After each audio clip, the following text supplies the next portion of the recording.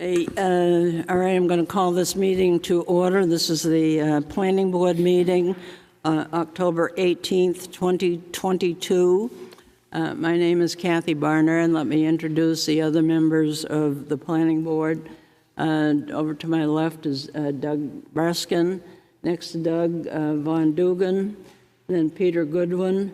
Mike Hodder is next to me. He's the Vice Chairman. To my right is John Thurston. Then there's Brad Harriman, from the representative from the Board of Selectmen, and Julie Jacobs, who is an alternate. If no one minds, I thought that it would be good if we could do Barry Muccio's Scenic Road application first. And then after that, then we'll go into the public hearing for the CIP.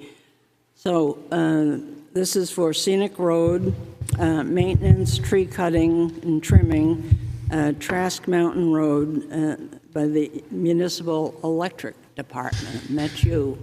Good evening.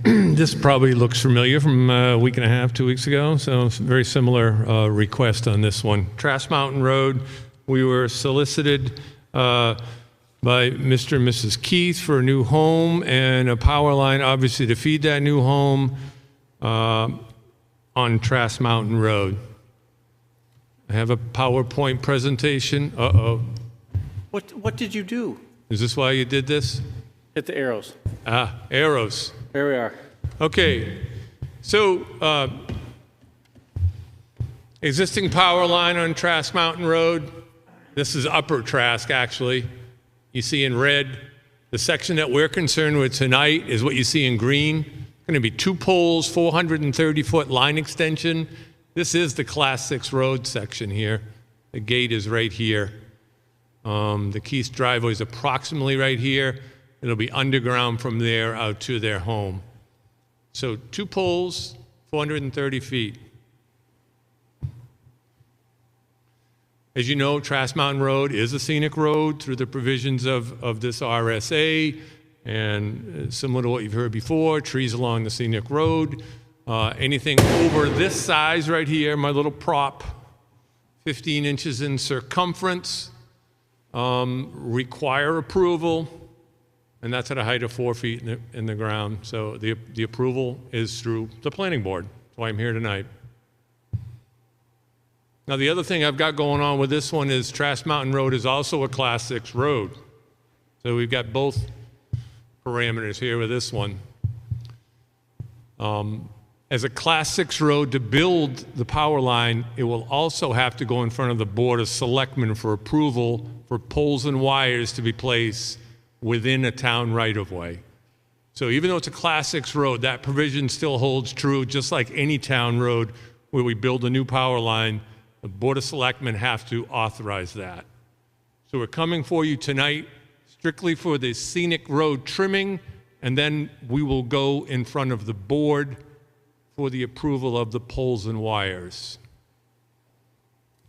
As I mentioned here, presumably those decisions will be consistent with the building permit process. You don't want to build a line to nowhere. You don't want to cut trees without a power line, so this sort of all has to jive.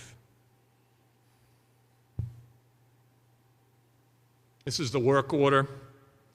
Probably nothing anybody really cares about, but that's the corner pole at Trask and Upper Trask. There'll be a new pole on this side, another one placed there across from their driveway, and then it'll be into their property.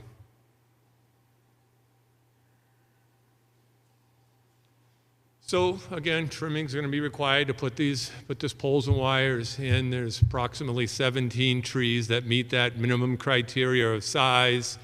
I believe the extent of the trimming, and looking at it, is going to be all within the right-of-way up there. I don't believe we have to step outside the right-of-way. I believe, by the looks of the stone walls up there, it looks like a 4-rod road. It's fairly wide. So I think we can do everything we need to do within that right-of-way. And sort of the mantra I give during any of my trimming speeches, it represents the single most controllable method of controlling our power outages in our system. So it's extremely important.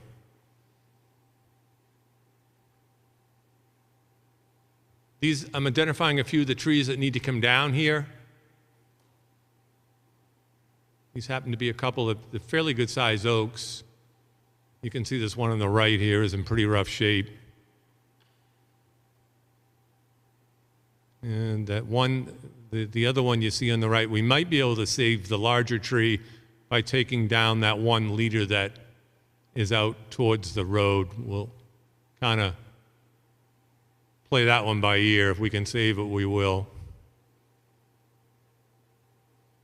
We did have the tree warden, Kirk Titus, take a peek at it, and he has concurred that the power line, the trimming to put this power line in, isn't going to really affect any trees of any real exceptional value or marketable value. It's not like there's some oak veneer or any sort of rare trees up there that we're going to be disturbing. So that's what I got. I'm open for questions.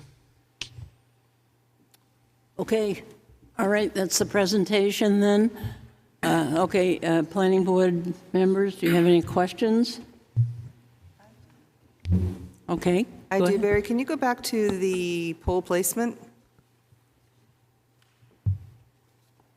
I'm just inquisitive on this. All the way to the beginning would be All right, I'm easiest used with the to pretty this. Give dots. me a minute. Or there. Why are you coming in and going across the street and then starting your underground? And you said So- you're stopping there? Yeah, well, the driveway to the Lees is right here. Yeah, so how do you jump the street?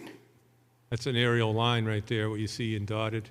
Yeah, and right there, that's a pole, right? That's a pole, but that pole is on private property. That pole is not under the jurisdiction or authority of the planning board because it's on private property. And whatever trimming takes place on private property for a power line, again, is not within the RSA jurisdiction of the planning board in this case. So it's really just two poles that you're, this one and this one. The reason we crossed, I see why you crossed. I get that. I get that. yeah, the layout over there, it led to it being crossed without getting into a major trimming operation. We try to do that so we can limit the trimming, certainly. Okay, I just thought Julie? your count was off 2 to 3. That's, I'm Okay, sorry. I just thought your count was off 2 or 3.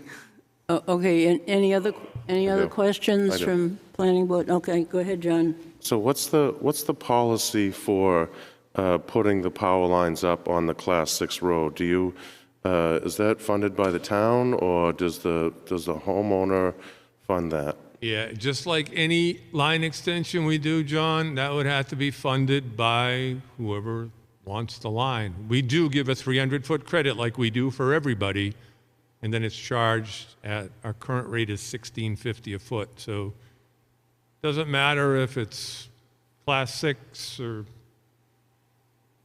whichever type of road. So is that defined as a right-of-way, but it's a private property? Is that? You know, that is the town's right-of-way. There'll be no maintenance as far as the road goes, but obviously it will be our private line, it's our municipal power line. We will always have to maintain that for the life of it. Okay. Okay, any other questions?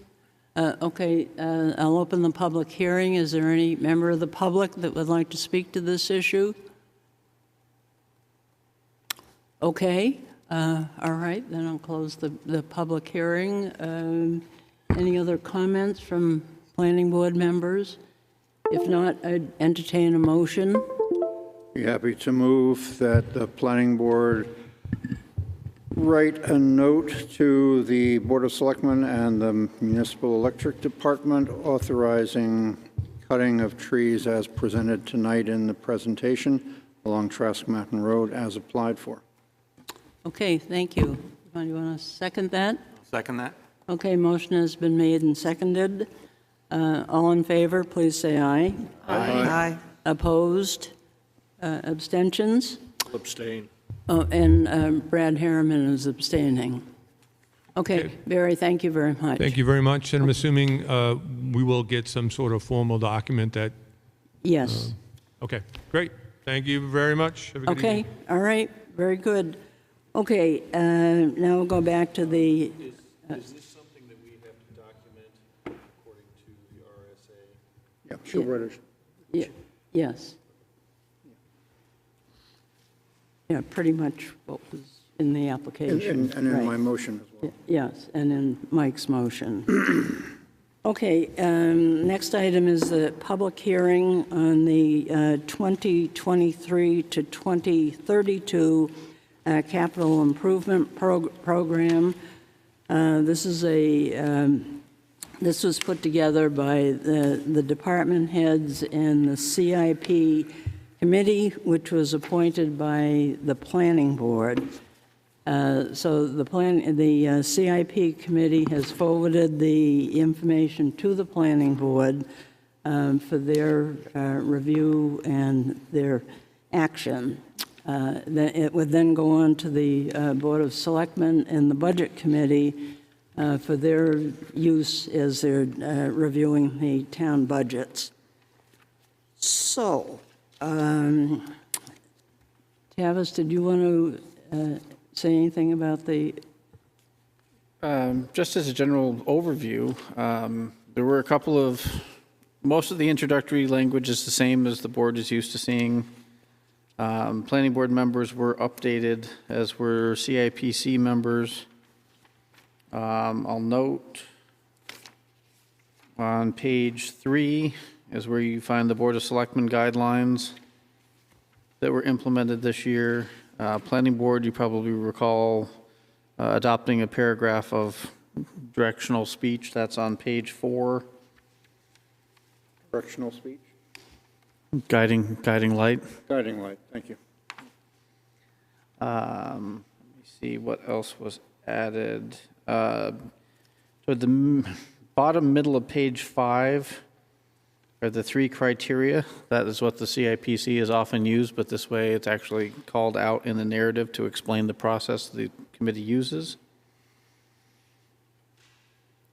And I'm assuming everyone has read through. I don't think it's necessarily worth reading through each of the projects unless there are questions by any of the members.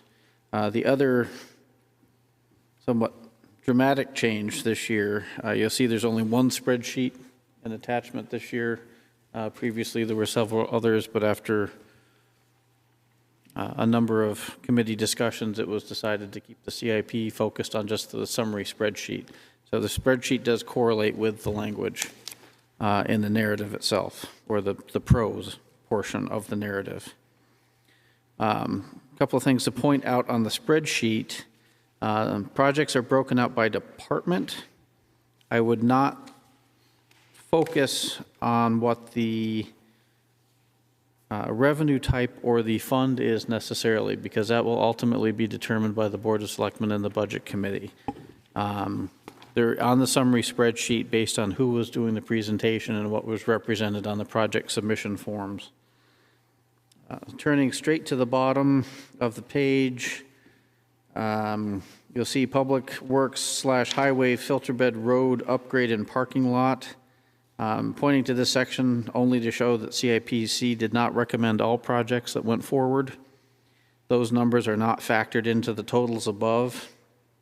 Similarly, the SAU 49 project, if you will, for site improvements was not factored into the CIP project. And then at the very bottom row, almost in the center of the page, are those capital reserve funds addressed in the narrative, but they are not factored into the project's summary list. oh, okay. And there's a very brief summary of several weeks of work. Okay, and the total of all of the projects is $27,811,000, but many of these projects will not go ahead if the funding sources are not available, but so. Correct. And other points to point out, if you look at the MED projects, all of those are anticipated to come from electric revenue. So out of the $27,891,000, $220,000 would not be subject to the taxpayers Yeah, and this as is. a al- tax rate. Right, and this is also a 10-year plan, so that we can kind of look at the projects, spread them out over the 10 years, and people can take a look at the spreadsheet and see, what's happening this year, but then what will happen in the future. So, anything else, Tavis? That's all I have. No. Okay, and any questions from, I have a comment, and it's about the Pickering Corner project. And you immediately look at that price. It's large. But then again, you look at the pipe that was put in 130 years ago, and the people who built that must have done a pretty good job if it's still functioning at all. So it's one of these things where I look at it initially, I say, man, those people were good doing what they did. But it needs to be replaced. okay. Okay, any other comments? Well, I'll stick with that part about the Pickering Corner. When it says Main Street, Pickering Corner, the intersection of South Main Street and Route 28 to the Smith River Bridge, could we take and redefine that to, say, the Main Street Smith River Bridge instead of, because, again, I think of the Smith River Bridge as the Smith River Bridge by the Wright Museum. So we're not clarifying that very well, I don't think. Well, we had quite a discussion about that at the CIP meeting, and so this was sort of the determination of the committee that we clarify it a little bit more, but I think in reading it, it still is pretty clear that it's on the Main Street. Okay. I think that, John, if I can just say, the Capital Improvements Program Committee agonized over that wording, probably 20 minutes, maybe almost 30 minutes worth, of exactly how to define that. And I take your point. It probably should say something like the Main Street or the South Main Street Smith River Bridge, to be absolutely precise. And that was what the committee was aiming at. But again, like Kathy said, I'm pretty sure everyone reading this knows what they're talking about. Yeah, it just took me a few minutes to diagnose it and come up with it. The text inside that parentheses was argued over and was eventually inserted in the interest of precision. Again, it didn't really matter because everyone kind of knows, but that was required. I think if we can just leave it the way it is, it's not going to, and besides, that entire project is so dependent upon external funding sources that the 5.7 figure is kind of not to be taken to the bank, so to speak. It will change, not only once it's looked at by the BudCom and the Board of Selectmen, but also once it's looked at by the state of New Hampshire. Funding is involved. Preserving CIPC process, perhaps the language could stay, but if the board wanted, you could make the recommendation that should it move to a warrant article, the selectmen may consider their own phrasing of the title. Well, the selectmen, I'm sure, will figure out what to call the warrant article anyway. So that's all. You guys can fight about it. I just Troy, I mean, everybody on this board knows pretty much how the CIP process works, and so I'm not going to go into that, but I would draw all of your attention to the votes on each of the individual projects. Ignore the filter bed road upgrade and parking lot, which was not recommended, but look at the votes elsewhere, and you can see the committee was pretty sure on presentation that what they were looking at was a project that they could recommend on to our own customers, the BOS and the BudCom, as projects that were worthwhile and worth looking at, even if the funding sources were a little bit indeterminate, and even if, for example, the public safety building at $12 million was kind of like one of those mythical creatures you see in the woods when you've had a really good time, if you know what I mean. It's as presented, it is a project that requires further refinement. So, But that's the best estimate we could come up with at the time of presentation. So one other point of refinement, I think the number that Kathy gave, the 27,811,000, is what I'm adding up under the year 2023. Yes. And then the following year, yeah. 2024 to 2031, I don't see an outcost number for that. So that, just let the public know that that number is for the 2023, and how the selectmen will migrate those tax implications and so forth. Will be curious to see. Right, but just to follow up on what Mike has said, I think the committee really worked well together this year and had a lot of discussions with the department heads and the town manager in order to come up with this plan. So any other, go ahead, I have a Vaughn. question about the sewer item, which it looks like the sewer extension Forest Road was recommended 611, but I don't see, it looks like the number doesn't get carried over to the total, and it looks like it's in the not recommended pile, and I'm just wondering what the status of that is.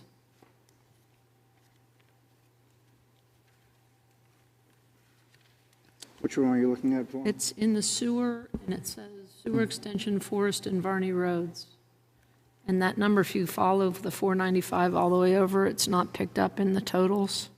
It looks like it's picked up, though, in the not recommended by CIP. And then it says in the notes here that it was recommended 6-1-1, so I'm trying to figure out. You're talking about the wastewater treatment? The sewer sewer extension. extension. Forest Road. Oh, okay. 495. I don't Oh, see so- it in Yeah. the not recommended, though. It's not recommended, but it didn't carry all the way over to It didn't the carry all the way rightmost over. column. Yeah. Right, but it looks like 495, 140, 140, and 70 add up to 775. No, the 140 and 140 is repeating each other. So the bottom 140 is the total. Okay. And then it looks like 495? I don't see that anywhere. I just don't know what happened to the 495. Yeah, it's not shown in the extreme right-hand column. Right, right. And that's an error which should be So corrected. the 31,683 needs to be increased by $495,000. Yes, I think that's accurate. Yeah. And that is the sewer extension that will help solve the problems of the E. coli down? It's not being done to address E. coli, it's being done to address failing septic systems. Okay. Yeah, the cause or the effect, whatever. Yes, okay. A contributing factor. Okay, so can that be corrected? Absolutely. Yeah, okay, so the Selectmen Budget Committee will get a correction. And one other question. I see in the narrative here, the project summary totals 27,811,000. On the spreadsheet here, it shows 27,891,000. If you look at the projects listed under your left finger, they're different than the projects listed under your right finger. Ah, thank you. Okay. Okay, any One following Oh, one. okay. On the last page where the Governor Wentworth Regional School District and the Town Manager Public Safety Building, I don't see a CIP vote on either one of those. Did that not happen? They are carryover projects from prior years. Yeah, and right. as Tavis said, they're carryover projects. This year, the SAU representative was unable to present in person by the time the CIP process finished. But being as how it was a carryover project, we simply assumed that it would have been presented exactly as you see it here. But because it wasn't properly presented, we couldn't vote on it. The Town Manager Public Safety Building, $12 million. If you'll see somewhere in the narrative, the design will be delivered to the committee on October 20. The committee process concluded prior to that date. So we were unable to actually vote on the project, but because it's something important and it is coming up, we decided to include it without a vote. Doesn't mean we did not vote. We would not have approved it had it been complete and presented to us as complete. But because it wasn't complete, we could not properly vote on it. Thank you. All right. Okay, anything else? Okay, did I open the public here? Oh, you need to open the public. Yeah, okay. Okay, I'm going to open the public hearing now. Any member of the public that wants to speak anything about the CIP program, now is your time to do that. Okay, all right, close the public hearing, and I entertain a motion. Be happy to move that the planning board adopt the 2023-2032 capital improvements program as presented tonight and recommend it, once adopted, onto the Board of Selectmen and the Budget Committee. Seconded. Okay, motion has been made and seconded. All in favor, please say aye. Aye. Opposed? Oh, With the changes that we noted. The 495 will get Yeah. added. Yeah, Yes. with the changes. yeah, noted. yes, that's Okay. right, with the changes. As edited. Okay, so was that everybody voting in favor? Yes. And any abstentions? Okay. I'll abstain again on this, since we're sending it to Yeah. our board, so Oh, okay, very good. I want to comment Don't that you want to approve in advance? but I want to comment that I think it's a great document and appreciate all the work that went into it and everything, so thank you. Okay, all right. Good. Great, very good. Okay, so that motion passed, and we will take it to the Board of Selectmen tomorrow, and then Budget Committee the following week.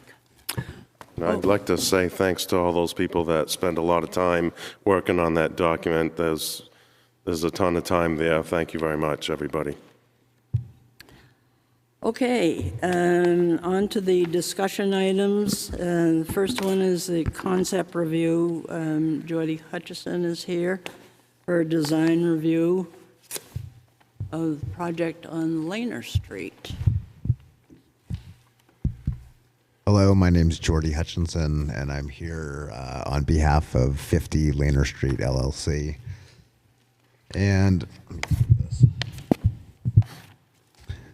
so I'd like to do a renovation of the building that I own at 50 Laner Street and develop the empty lot which I own next door.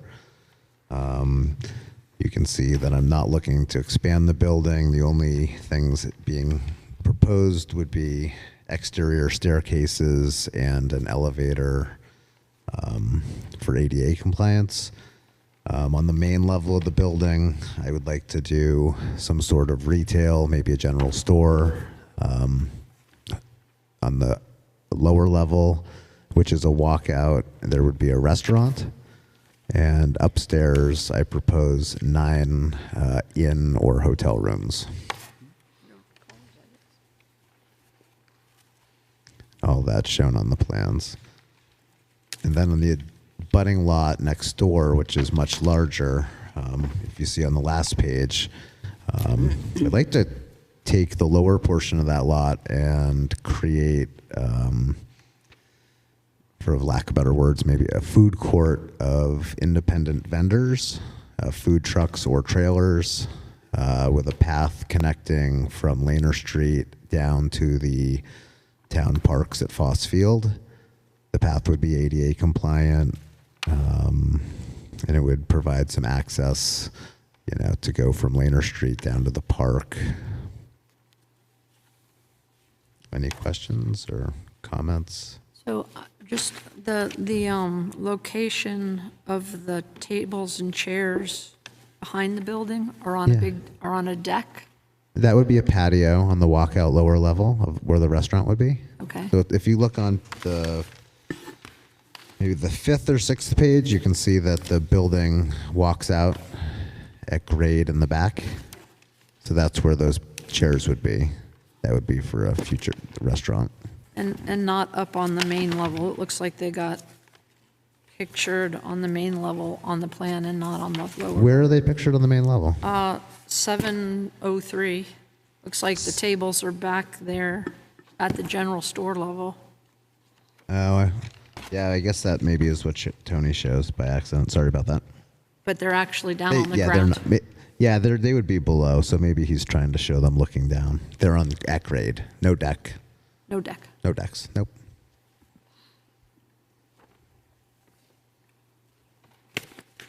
Okay, anything else? No? Okay, all right, questions, board members? Okay, go ahead. Can you mention parking a little bit? Well, the property sits in C1, which is the commercial district or central business district. Parking is, I believe, exempt for most uses in C1. Restaurants, retail, bed and breakfasts don't list any parking. So I'd either be looking for a parking waiver if needed, or not having parking because I don't believe it's needed.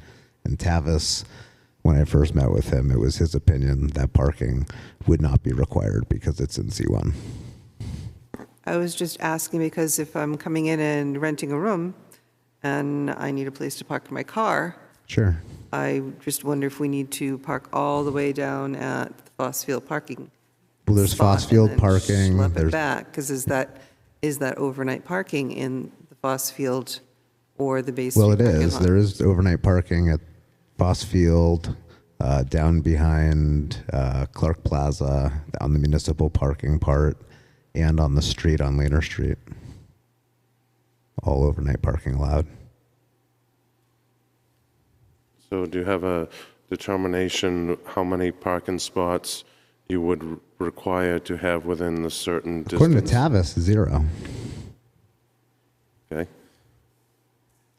Okay, I also have some concerns about the parking because the parking standards for motel, hotel says 1 space per sleeping room plus 1 space for an office area. Well, there won't be an office, so then perhaps I would Okay, have I'm to. just telling you what the regulation says. Sure. Okay, so it just seems to me that, Well, I think that I could provide, if I had to provide it, I could probably provide 10 spots in that existing lot on the abutting lot, yeah, parking yeah. lot. Okay, well, Yeah, I was don't just know if thinking, anybody you know, else- it's snowed a foot and there's a ban on Laner Street for cleanup. Where are they going to go? You know? They'll go to one of the other lots. Okay, well, And if it's required, then we'll accommodate it. But okay, well, but if it's not, then I that'll be really the, think you probably should consider it. I mean, Well, maybe I'm just the asking, only is- one, but Tavis was of the opinion that it wasn't required. So I'd like to. Could I get a determination from you guys if it is or not? okay, well, you're here to get our comments, and I was just giving you my comments. Okay, yeah. I'm just curious though if it's. Yes. I think what I'm hearing is a suggestion that it would be potentially behoove you and or the project to have some on-site parking. Perfect. Yep. I hear you loud and clear. So on you say you're going to build out lot 4 right there? Yep. Well, the so- lower portion. So I know when the town did their Foss Field, and knowing that when I was a kid that was a wetland that went behind there, it might be good for us to be able to see where the wetland and the wetland setbacks are in that area there. Well, it's currently being surveyed, so by the time I come back, I'll have all that. So the next question goes to. And I don't think there's actually any wetland on the, Well, there is, it's all, he's there's saying drainage is that- culverts. That we need to see, he'd like to It's see a it. jurisdictional wetland. It's not a wonderful wetland. It's basically a ditch. Sure. Yeah, I'm pretty sure there's not jurisdictional, but it's being surveyed and I was delineated, so. just wondering how you would build a road through there.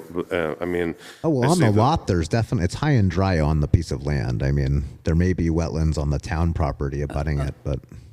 Okay, all we're doing is making some suggestions of things that we see in our first look Okay. at this, okay? Sure. That's all right? Okay.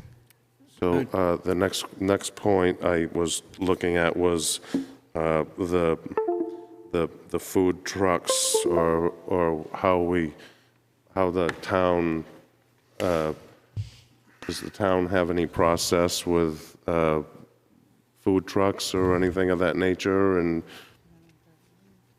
The town has a process for food trucks if food trucks are on town property or within the roads,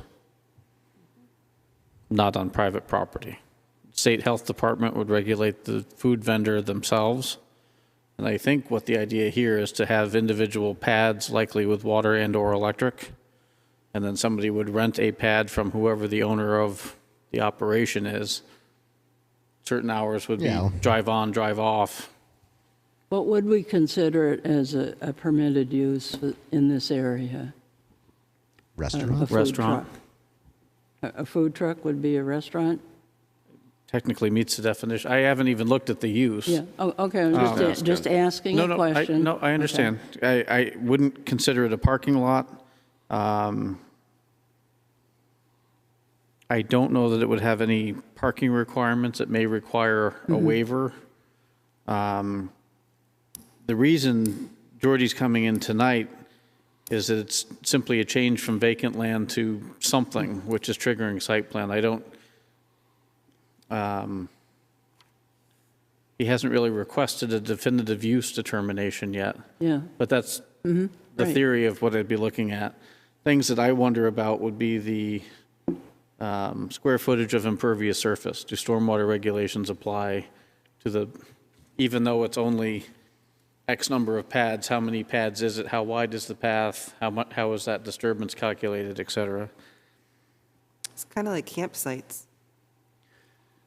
Well, that is going to likely be a recommended condition, that overnight occupation of the food truck is not allowed. Because camping by several other regs in town is not allowed in town. Right. Yeah, go ahead, Mike. I think the board has to remember that we're not looking at an application for site plan review. We're looking at a conceptual design, and in other words, nothing that we nothing that we see right now is necessarily going to be what we see on the site plan application. It's all subject to change. A couple questions. These food trucks will be on concrete pads with electrical and water hookups, presumably? Probably not concrete pads, probably just some sort of improved gravel or crushed stone surface. Okay, so it won't be permanent then? What's that? They won't be permanent? Well, the locations will be permanent because I plan to put water lines to each spot and a power to each spot. Will the trucks move at the end of each day? Will they remain there? I mean, what I envision would be to lease to an operator on an annual basis, and they could use it as that space as much or as little of the year as they wanted. So it would depend on the vendor. Turning now to the general conceptual design appearance of the building. Yeah. Does it have to have a flat roof, and does it have to look like an armory? Well, it has a flat roof, and I understand it does now. And it has a brand new flat roof that was just rubber roofed right before I bought the building. So I would like to keep the roof. I don't. Okay. At some point, I may come back to the zoning board to go up 2 more stories possibly. The building was originally built as a 4-story. So in the future, I may come back for that. But not at this point? No. I mean, I have to work that.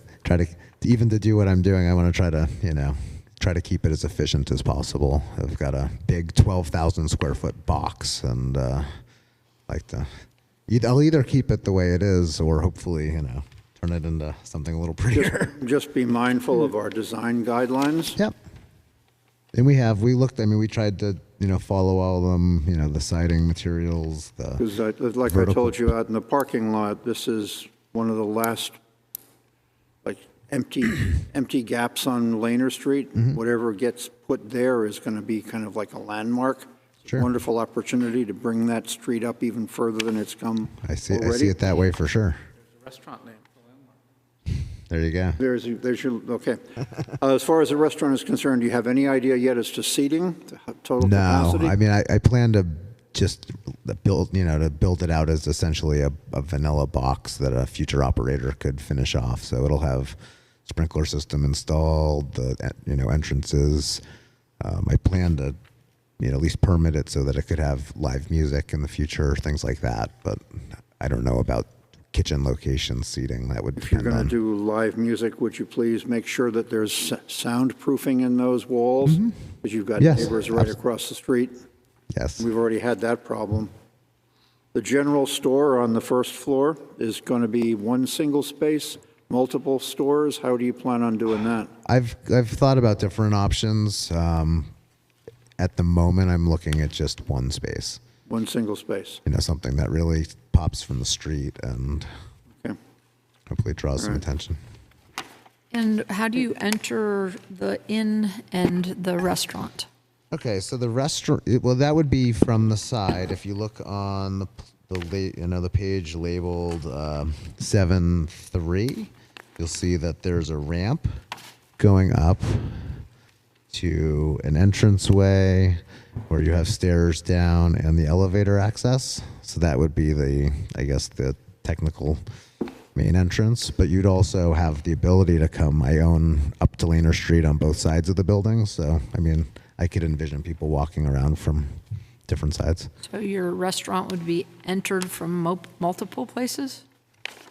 Well, it would have a door, as you see on the plan at grade. You see doorways, right? Yeah, yeah. And those are right outside where the elevator lobby is. So yeah, I could envision someone maybe walking from the food truck park to the doorway into the restaurant rather than entering from Laner Street. So going around the side and in. Yeah, or if you look at that plan that's labeled 7-2, if you walked out of those double doors and just looked off to your right, you'd essentially be at where the food truck park would be. And then how does the inn function? How do you go there and who greets you and all that? No greeting. I've stayed at many hotels and inns around the country where I just check in remotely or use just a keypad. So. And I manage 75 short-term rentals, so I'm kind of in the hotel business as it is. And then, so where do you enter that? Same entrance that if you see on 7-3, you've got the ramp. The ramp up into the doors, elevator, and staircase up to the hotel. So you don't envision the restaurant being tied to the hotel rooms? Well, the elevator goes to all 3 floors. No, I mean, like, if you're staying up top, you can call down at 10 o'clock and get food. They might not be. I will operate the hotel. I'm not going to operate the restaurant. So, if I could, I imagine that the guests would probably be able to order food from the restaurant, yeah. Okay. But they're not going to be. Not going to be the same business. They're not going to be the same business, yeah. Could I just make a note that think if you put the sign way at the top of the building like that, the only people that are going to be able to see that is standing at Carpenter School. Yeah, well, you might want to have one. And that was lower. just a placeholder. Yeah. Tony just wanted to throw a sign on it. It'll be cool up there, but yeah, nobody can see I don't it. think that's where it would be. Yeah, I agree with you. So on the second floor, what will you be characterizing the living quarters as? A hotel? Yeah, long-term? in or hotel. There won't be kitchens. Excuse me? There will not be kitchens, so it'll be either inn or hotel.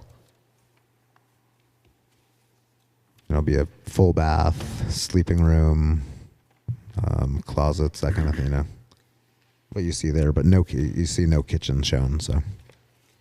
Is there going to be an attendant 24/7? Just thinking to Wait myself a now. minute, So if there's an emergency. Julie, he was in the middle of. Oh, So I was trying to understand how, I think Vaughn said something about how they would access it, but I was just trying to figure all that out as far as. So if you, on 7-3, sorry,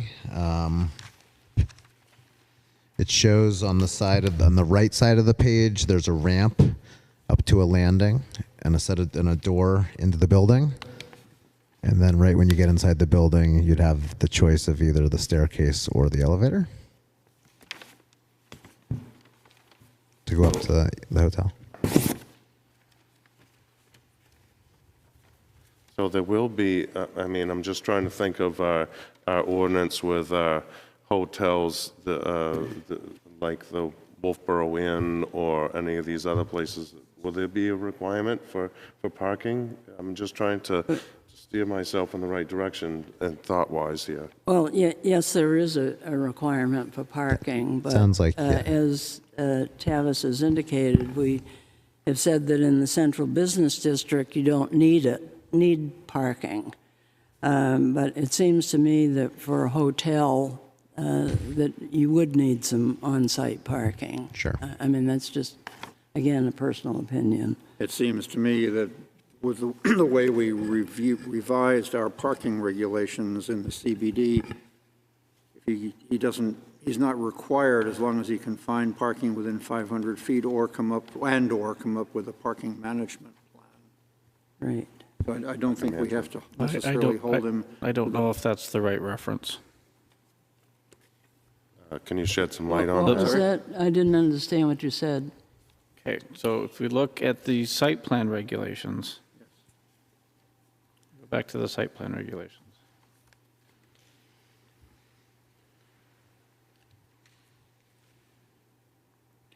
So I agree with everything people are saying. If you look at the off-street parking requirements table, that is not in site plan review, it stipulates that for hotel/motel/inn, you're required one parking space per room, plus one additional parking space for each 250 square feet of office in the sundry area.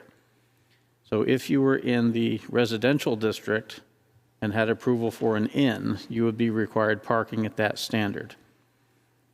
However, in section 173-20.1, paragraph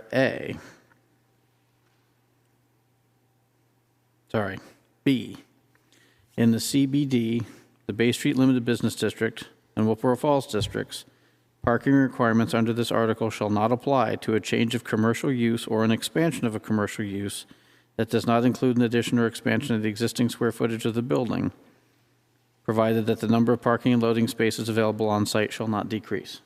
That's exactly what I was saying, Ted. But that's, well, you were mentioning the alternative plan, which talks about spaces within 500 feet and. Yeah. Right. That's slightly different.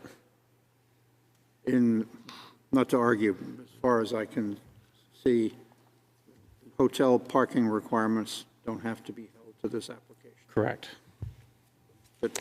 But again, it's something that I think should be considered. I think the board has made it clear that thinking about it is a good idea.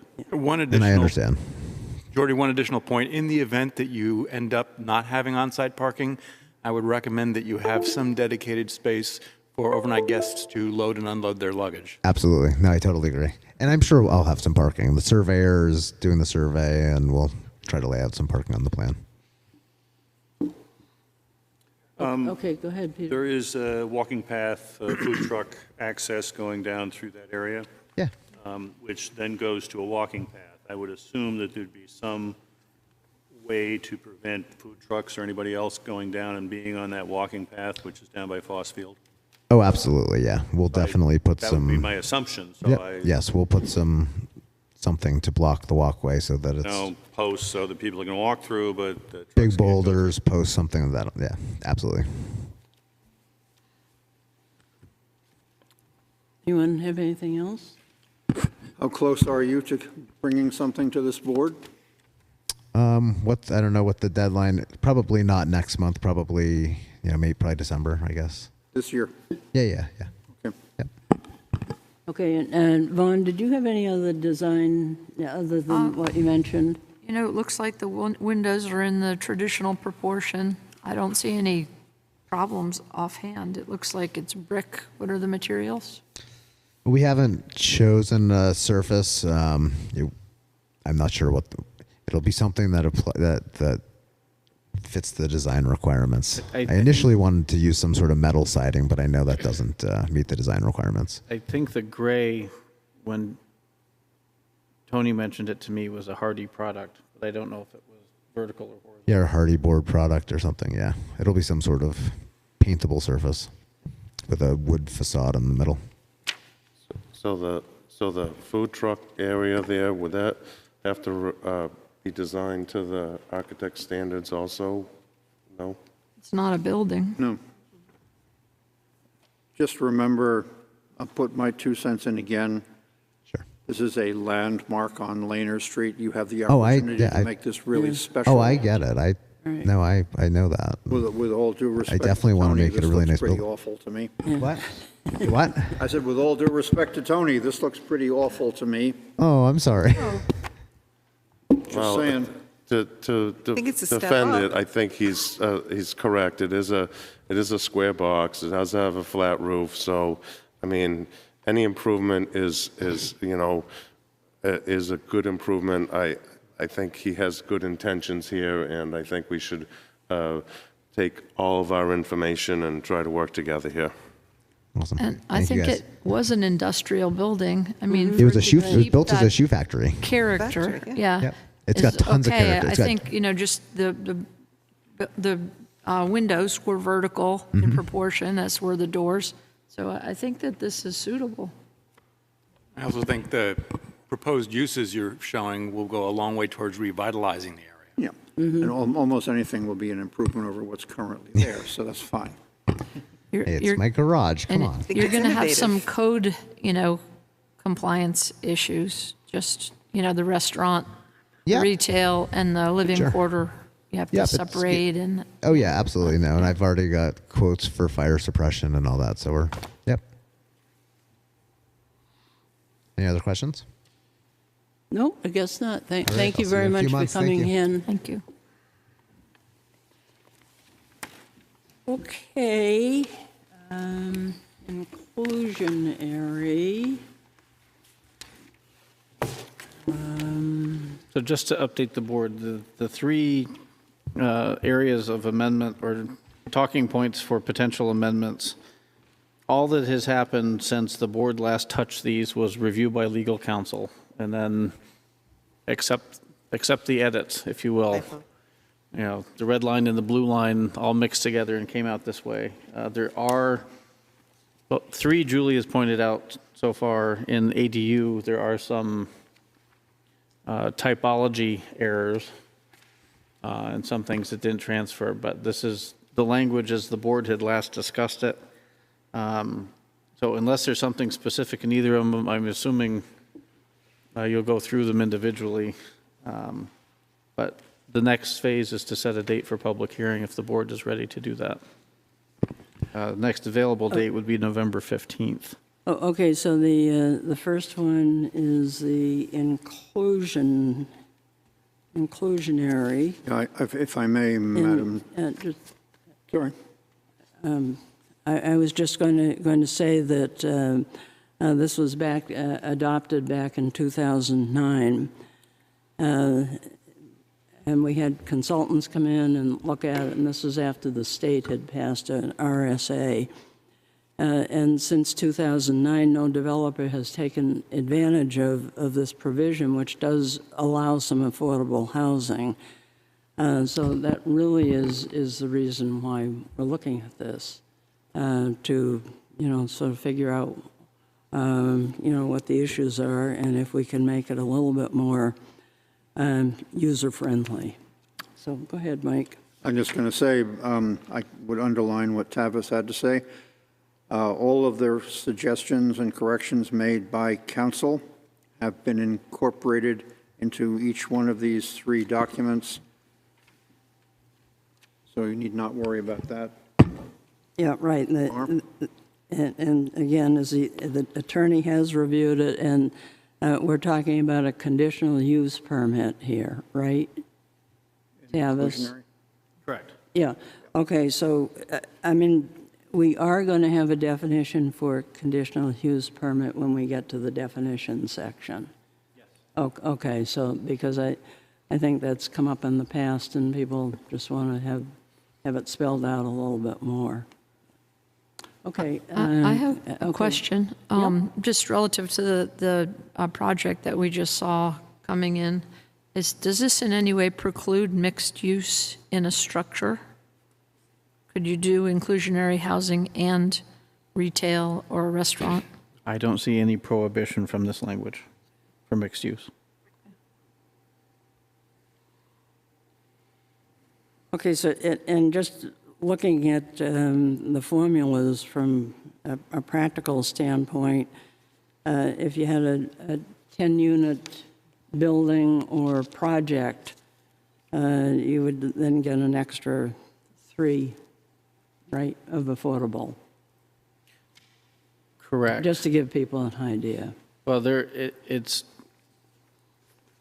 for those that aren't used to reading the ordinance or comfortable with the math, Kathy is looking at the second page under 175.31. 175.31 paragraph B. It talks about a density bonus of 30%. But what that's talking about, to start with, you have to have at least 15% of the units within a building as workforce.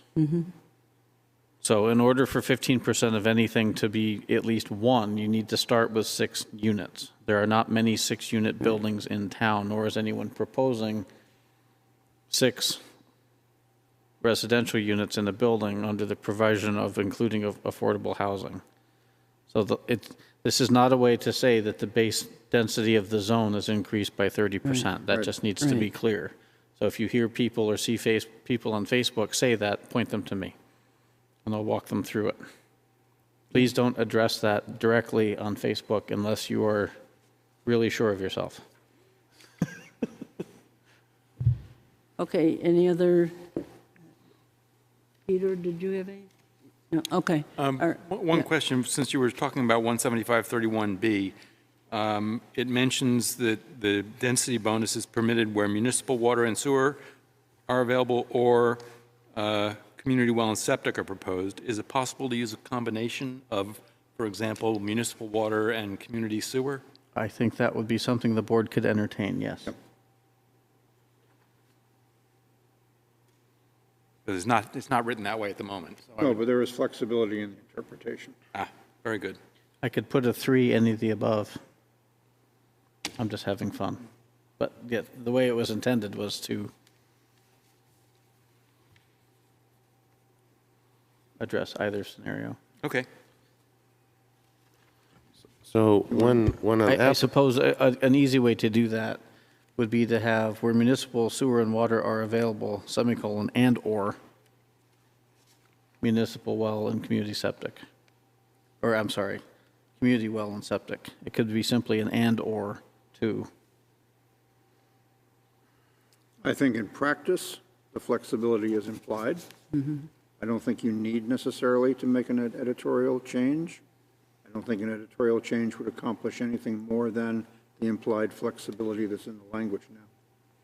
I agree. I'm just I'd let it throwing options if people are. It's fine. I'm happy to leave it the way it is. Thank Let you. it stand. Okay, all right, go ahead, John. So when an applicant comes to you, Tavis, would you be promoting this as something that would be beneficial to the town and encourage them to go this route? I wouldn't necessarily phrase it like that. If someone were coming in with a multiple housing unit project, I would start by saying, are any of these intended to be workforce by statute? And they sometimes will say adamantly no.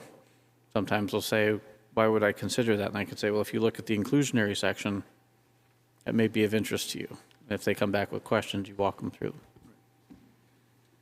Do we have separate definitions for workforce and affordable? No, what this does is change it all to meet the state definition of Affordable. workforce. Yes, which is affordable, yes. That's what that RSA, So that's the RSA change. So we don't use workforce anymore, just affordable. correct. That's right. You want a motion? Yeah, if no one else has any questions, yep. I'd be happy to move amended and edited text of inclusionary zoning article as discussed tonight to public hearing. Okay, I'll second that. All in favor, please say aye. Aye. Opposed? Abstentions? Okay, on to the next. Do we want to specify a date, or do we want Okay. to set that later? No, We no. can set it Why at don't the we end, set that's that at the fine. end of all 3 of them? Yeah, okay, all right, okay. So an accessory dwelling unit, I'll point out the things that have already been pointed out to me, and the changes is effectively already made. If you look at A, there's a hanging hard return. So RSA 674:71 through 73. The through 73 just moves up. There's an extra hard return in there. And then flipping the page over to F4, for some reason in all the track changes, it says the wrong thing. It should read no ADU shall exceed 30%. The not needs to come out. And then in F7, there's an additional bump over or space, if you will, for the word neither, so that it works in line with the rest. Where? Sorry? F7, second page. Yeah. Not neither, but either. No, the space No, between the the number space seven between the parentheses closed parens and the and- capital N. Eagle eye. Must be. Don't forget the one that Kathy. Yes, if that were to read either, that would open a whole bunch of discussion, but I'm not going to read the rest of the sentence Well, aloud. that's a problem, because Yeah. I didn't get the second page, that's a problem. So for clarity, on 7, it does refer to neither the single family nor the ADU shall be used as a short-term rental, or the definition of short-term rental, because remember, you have another warrant article bringing in the definition. This just covers them both. Don't forget the change that Kathy found in D. Yeah, right. Yes, that's already changed in mine, so I didn't bring it up. In first page under paragraph D, it refers to paragraph E. It should refer to paragraph D. That's one of the things that doesn't automatically change in the red line.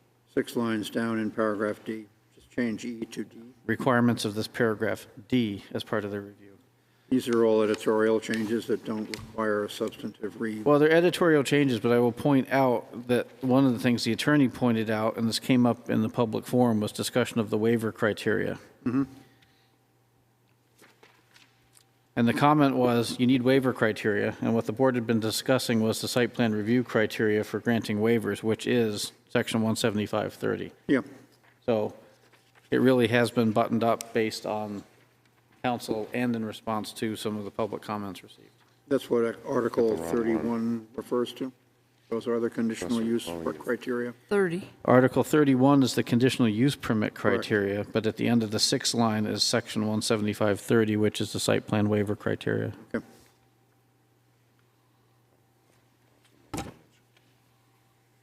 Okay, this one was first adopted in 2017 to comply with the recently adopted RSA. And then we had our public hearing on August 16th. We received some comments, both positive and negative. It seems to me that the planning board has addressed some of the issues. And basically, I think we have to keep in mind that the one thing that the planning board has been trying to do is to address some of the lack of housing that it seems to be in this area. So that, I think we have to keep that in mind. We are removing the conditional permit required for ADU. However, a conditional permit will be required for a detached accessory dwelling. So we are going to make it easier for people who want to attach it to their house, but then when they want to do a separate structure, then they'll have to come and have a hearing before the planning board. There are some standards that we must meet, and this was one of the things that I think that at the public hearing people might have missed some of them, but you can only have one accessory dwelling on a lot. Only 2 bedrooms are allowed. The attached and detached dwelling unit needs to be designed so that the single-family dwelling will not be altered. And the detached accessory door must be located to the rear or the side. I think people were a little concerned about that. We're still required to have 1 parking space that is just for the accessory dwelling. Of the 2 dwellings, and if somebody has an accessory dwelling, the property owner must occupy one of the 2 dwellings. The owner-occupied cannot sublet their dwelling. And both dwellings must remain in common ownership. That was another thing that I think people were concerned about, is maybe this would be minimized, but it is not going to be.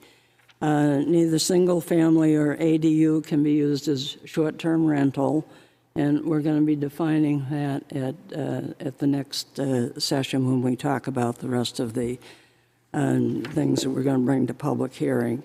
No ADC shall exceed 30% of the habitable floor area. So again, there's a standard. Where sewer system is not provided, the septic system must meet the New Hampshire Water and Pollution Control Division requirements. I think that was another issue that came up.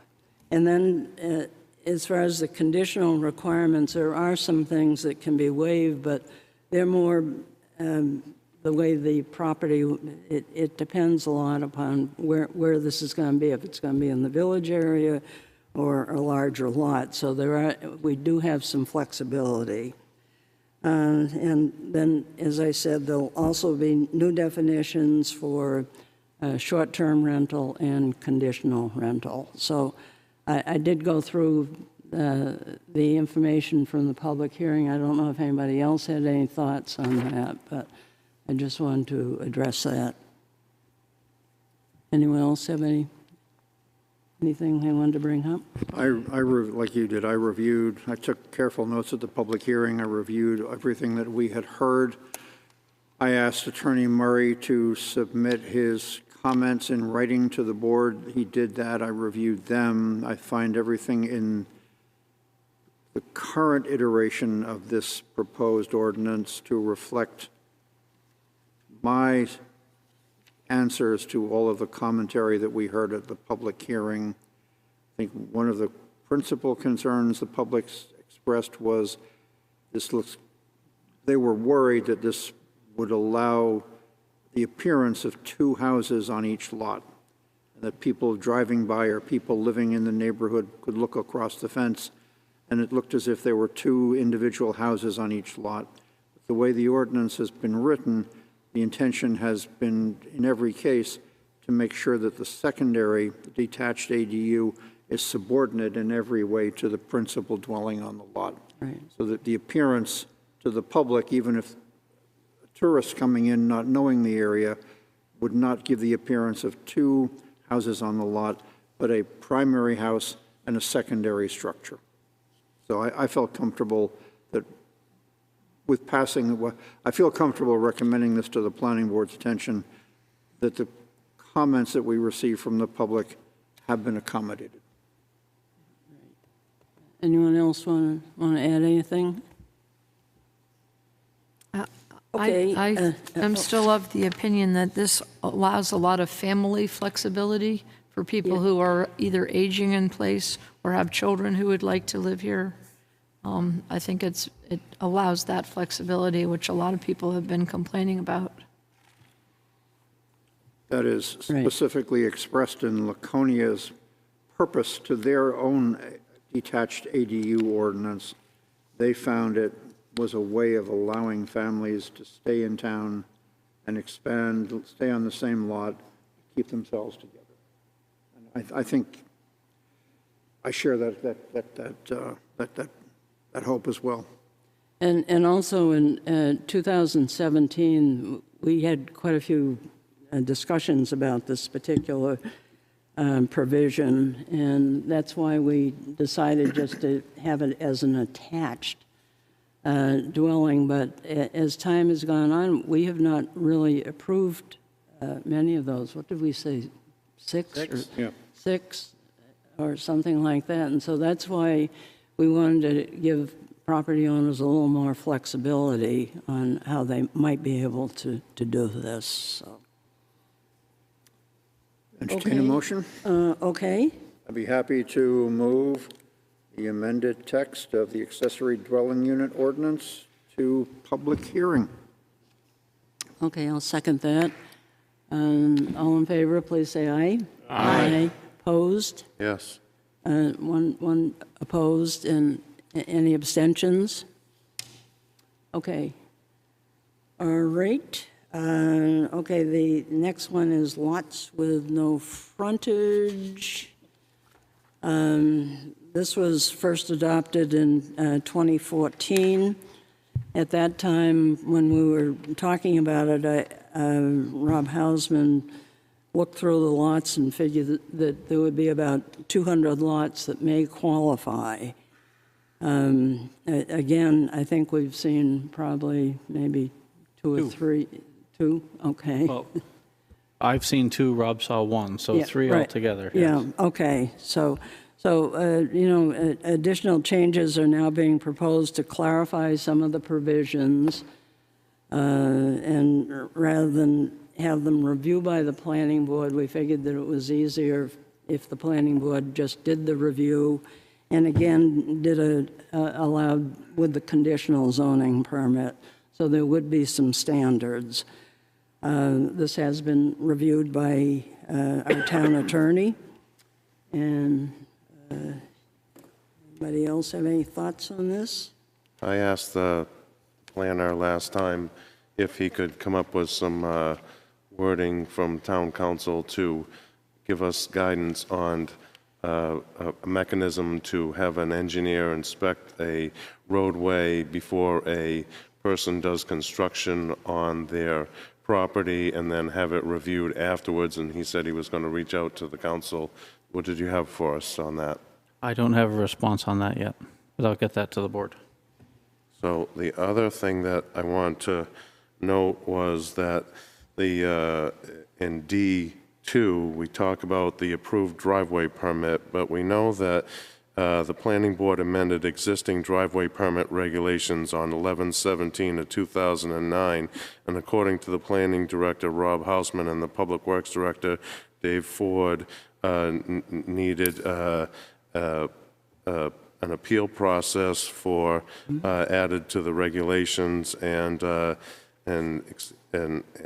according to the Board of Selectmen minutes of 5/20 of 1998, the regulations require that a driveway permit must be obtained by any landowner intending to do any driveway work entering or exiting on all roads within the town. The driveway permit application must be reviewed and a construction permit issued prior to any site review or building permit has been issued. It is under the understanding that the codes officer would perform this.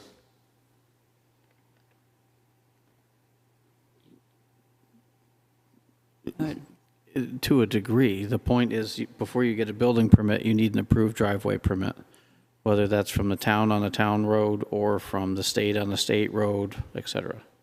We're talking about, I'm referring to basically a private road here. Yeah. Yes, and the code officer. So the would- code officer would issue to a private road, yes. Okay. And we did adopt that appeal procedure back in 2009. So are you aware of that? What we do almost every day. Well, but it seems that I'm trying to point out that there's a difference between the public road, which would be the There's a difference between a town road and a private road, yes. And there's a difference between a town road, a private road, and a state road, as to who has issuing authority and permit requirements, yes. So next is he's going to come back to us with those suggestions for engineer's review on that from council. I don't see how that question you're asking council to address has to do with lots with no frontage. Well, it does on a private road, because again, when we talk about the, Well, the question that was asked is, does granting approval to construction on lot with no frontage allow the town authority to put stipulations on the private way providing access to said lot? and that's why Question mark. that's why I talked about the codes officer, because the codes officer would be looking for those detrimental impacts to the landowners past the driveway that was going to be constructed for the new property. So what we're trying to do is we're trying to give some protections to other landowners that are on this private road, instead of them having to go through a civil process to get some results, so that they don't end up with a mess. Understood. I think the issue here, or the idea is that it may be that the code officer isn't looking from an engineering standpoint as how you build that driveway. And there may be, runoff issues, there may be other issues Well, there could be all sorts of issues. The hangup is some of these deeded rights are simply a right to pass and repass over said parcel. They may not have permission to deal with anything else. If there are alleged or realized impacts on that, the question is, does the town have the ability to require the person who has legal right to access their property to make improvements on a neighbor's property for the benefit of either party or both parties? They may not even have permission to do it if all they have is permission to pass and repass. But the driveway permit may end up, without an engineering's background, may end up approving something which is detrimental to the environment. Driveway permit only relates to when you leave private property to gain access to a road. It does not deal with the entire length of potential right-of-way. The impact would be on a right-of-way, not necessarily on somebody else's property. Correct. There's any sort of machination of what private right-of-way or deeded right-of-way means, yes. And that's why what we're trying to do is we're trying to make this process comfortable and because before, it was the selectmen's purview to issue the permit, and then the town removed that process from the selectmen of issuing the permit and reviewing the drainage and so forth on an impact for neighbors below the property that was being built on. So When did the selectmen have authority to grant access to backlots? selectmen had that process because they were the issuers of the permit before the statute was changed. The statute was changed to remove that process from the selectmen and give it to the planning board. For private. Yeah, for private properties. Correct. So that's what we're trying to do. We're trying to give those people on the downstream end a voice so that their property doesn't get destroyed by somebody that's just coming in to do work. Okay. And that's what I'm asking you to get into this program. Yeah, how would we do that? I was going to say, John, how do we do that? I'm not even sure you can, but I don't think putting it in Yeah, approved driveway permit just is the right put place. this lot aside, but I don't know. I mean, how would we go about that? The question to council right now is, does the board town even have the authority to do that? Well, How can you require someone to make improvement on their property for their own benefit? Yeah, Or to prevent someone else's legal use of their property to cause impact on others? I don't know if the town has that authority. That's a good point, John. yeah. So we've adopted something, though, that we took out of the selectmen's purview and No, gave it to the planning board. We didn't take it out. Oh, it's right here, and No, that was the appeal back in 2009. I don't, no, the regulations required it, and it says right here, according to the planning director, Rob Hausman, the public works director, the regulations have existed since 1998, according to the Board of Selectmen minutes of 5/20/98. So that 67441 was in the selectmen's purview.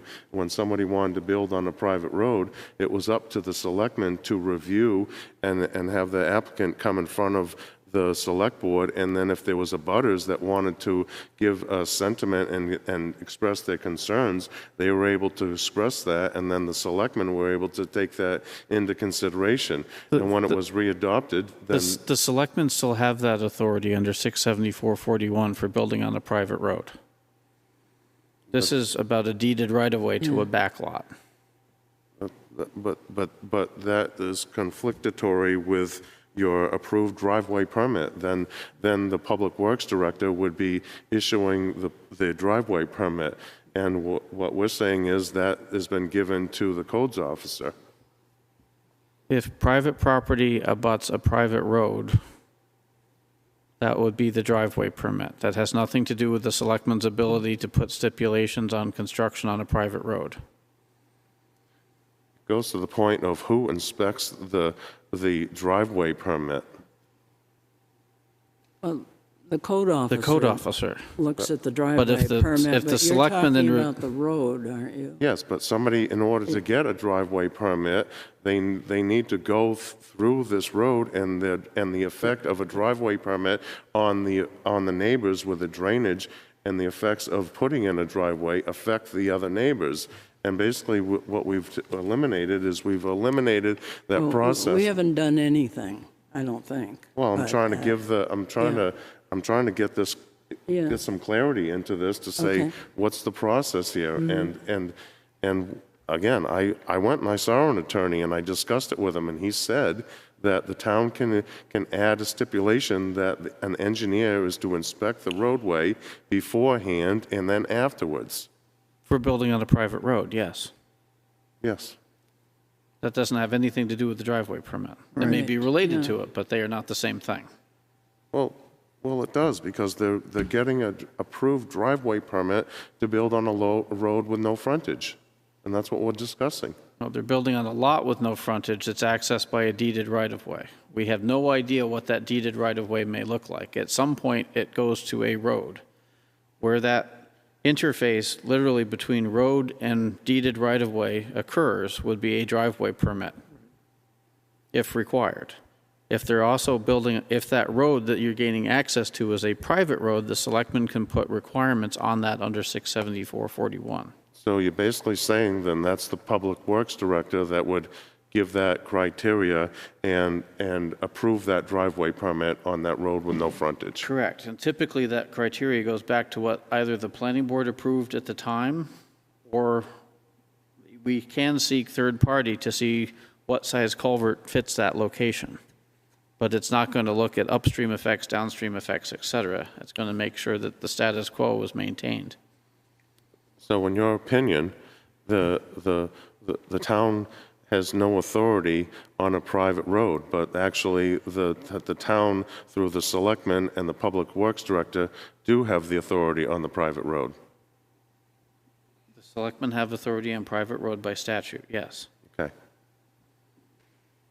What we don't have the ability to do is just arbitrarily send town staff out to design a right-of-way crossing and require potentially full road improvements for a driveway crossing.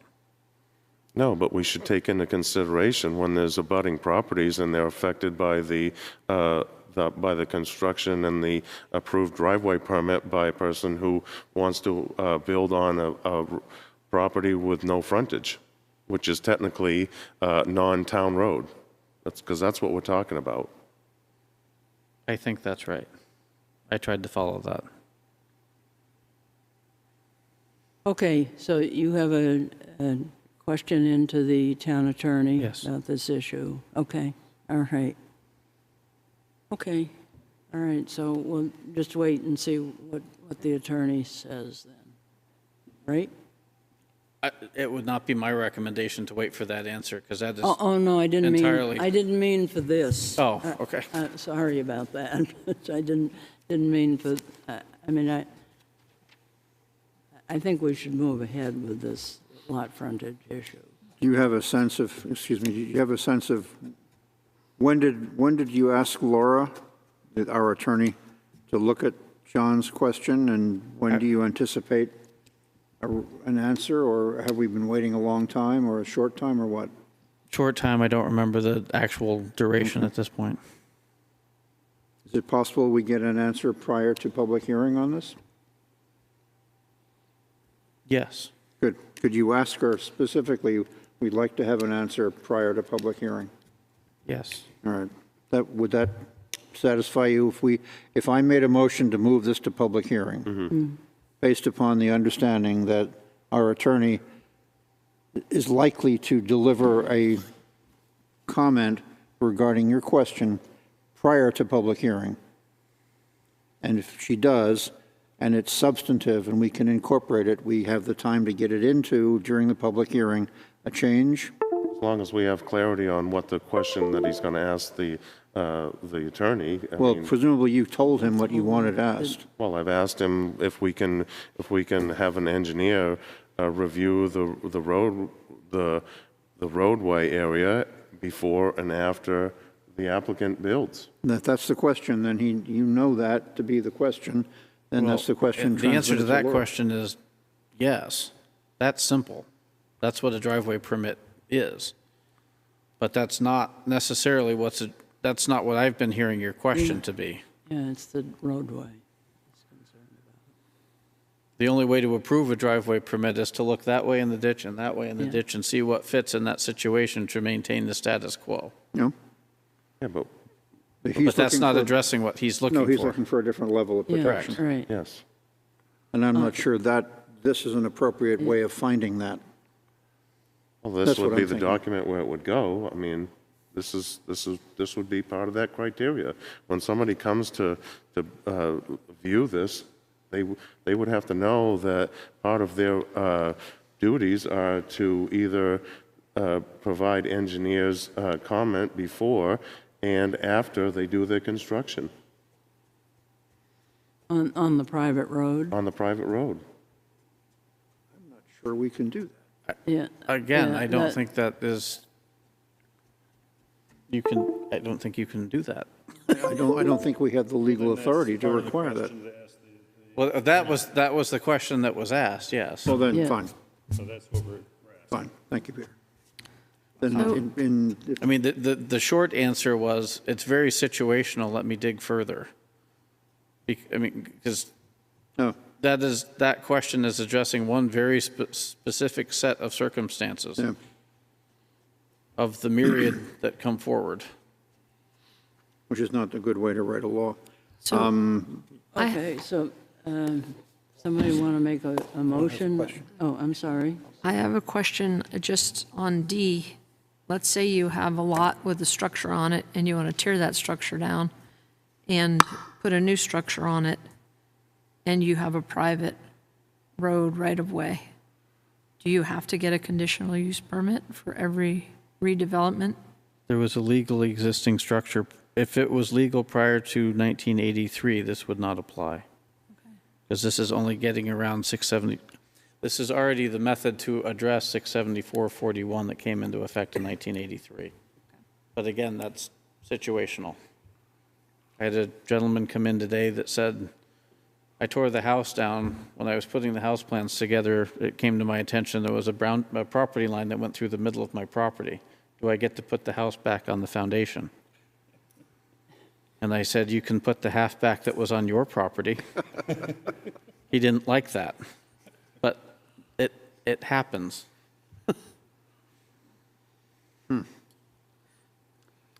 Okay, I'll be happy to make a motion. okay.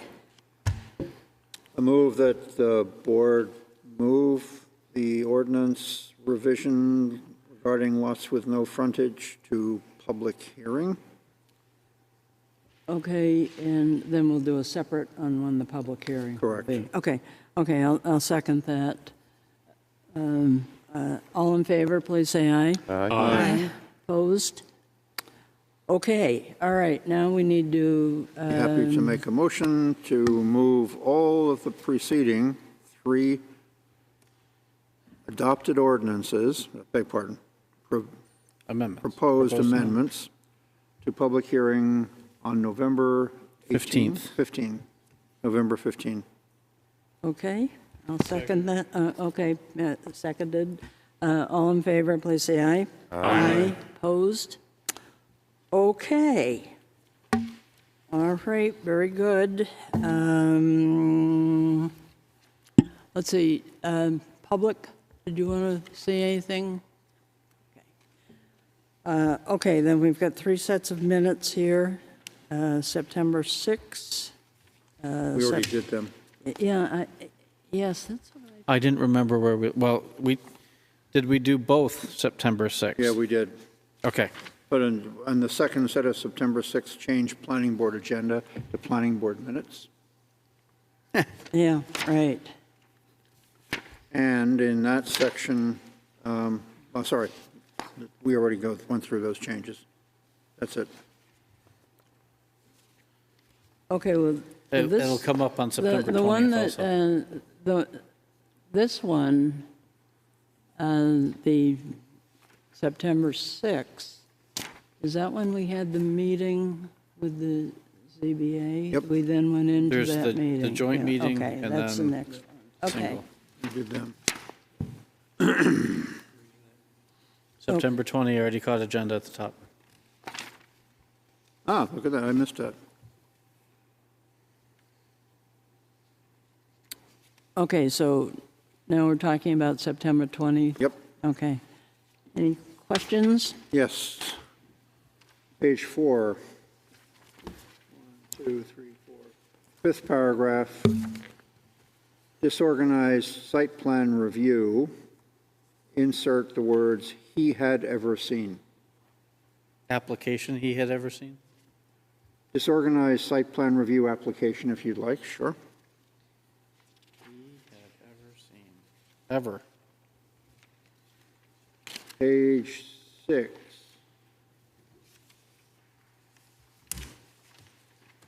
Third paragraph. Asking if the meeting was being recorded. Mike requested that the minutes be verbatim. These minutes are not verbatim. Just want that noted for the record. And finally, there is no vote to approve recorded for this application. You have grant the waivers and accept the application as complete, but no vote to approve, at least that I could find. Yeah, to grant the waivers, make the application. Right, I Yep, missed that. that's right. I believe The- that was a 6-2. Yes, I know the two. Yes, it was. 6-2, 4-2. So, Well, 6-2 no, what? Yeah, If the vote to approve would have been 4 yes and 2 no. right, My yeah. recollection is the motions were the same, both to accept the application as complete and to act. Yeah, And to act? And I think what happened is instead of Control V, I hit Control X, which cuts it out of the end and pastes it into the other one, so. You can't have you can't have a motion that to move it to accept it as complete and approve it in the same yeah, motion? yeah, right, no, that's You true. need two No, I know. motions. I think what I did was copy the language and I'm then sorry. change it for the appropriate space. I'm sorry. The Okay. appropriate change will be made. Okay, all right. Add vote. That's all I have. I think I have one. Okay, On page 7, at the top, number 6, in Tavis's conditions, I thought I heard him say, "The underlying impervious rubber mat will be installed after the ground is frozen and removed from the grass upon spring thaw." The underlying impervious rubber mat will be installed after the ground is frozen and removed upon spring thaw. I thought you said grass. That's what the condition, that's what this, and removed. from the grass. The grass upon spring thaw. Yes. Okay, All right. There probably won't be any grass under there. Yeah, there's not going to be any grass under it. Well, that's why I'm wondering why that was the condition. That's why I'm asking that question. I don't remember removed from the grass being removed from the ground. yeah, Up and take right, away. yeah. They remove upon spring thaw. Would that be okay to us to leave? Guess so, yeah. Right. Anything else? Okay, Move to approve as amended. okay, I'll second that. All in favor, please say aye. Aye. Opposed? Okay, October 4th.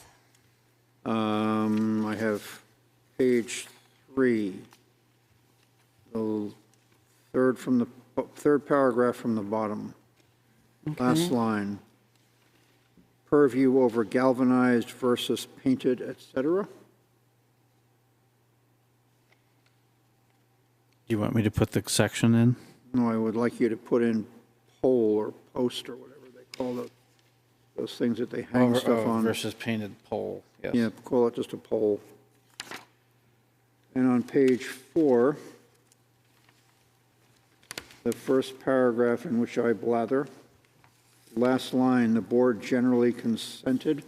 What does that mean? Page 4.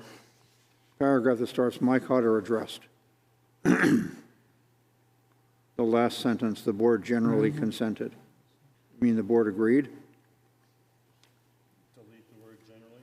Delete the whole sentence. Yeah, my point for writing that was, this was a topic of discussion and the board, Yeah, I understood. so, but removing it moves on. And in that So you second, want that out yes, then? yes. Okay. The second line was intended, delete, sorry, insert not intended. Section was not intended to address tower in the middle of a field. Other than that, I have a general comment regarding these minutes. Oh, please. There are only minor corrections, otherwise I thought they were exemplary. Can we not tell the selectmen that and encourage them to hire someone to write minutes? Rotten minutes, amend that previous statement. But thank you. You're welcome. Thought they were good. They, for anyone interested, they have to be done, at least the way my brain works, they have to be done within 20 or 30 minutes of returning to work the following day, so you can regurgitate the whole thing straight back. Not 3.5 weeks later. On page 5, there is, fifth from the bottom, it's asked rather than A-S-K-E. I think we should axe. You should Yeah, I was going ask. to say we should axe. How you cut down a tree, isn't it? Doug axed. Oh, I was referring to stumps, so we're cutting down the trees. Oh, okay. That's appropriate. Oh, so you want axed, not asked? Axed. Okay, go ahead, John. John Thurston on page 6, middle way down. John Thurston asked if there would be any colored lights to retrofit On page 5? on page 6. On page 6, sorry. Middle two-thirds of the way down, right after I asked how the lights would be pointed. And then, and if there would be colored lights?